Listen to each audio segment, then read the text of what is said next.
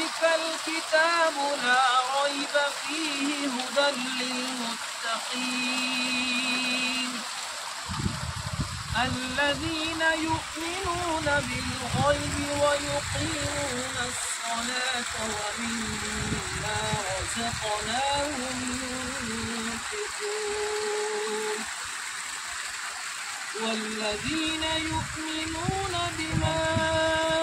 أنزل إليك وما أنزل من قبلك وبالآخرة هم يوقنون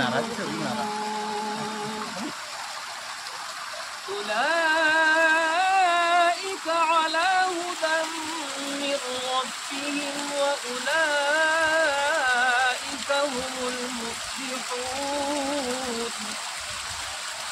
إن الذين كفروا سواء عليهم أأنذرتهم أم لم تنذرهم لا يؤمنون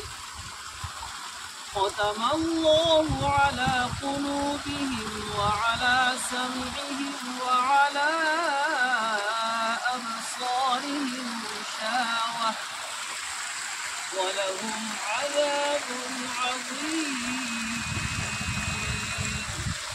صدق الله العظيم.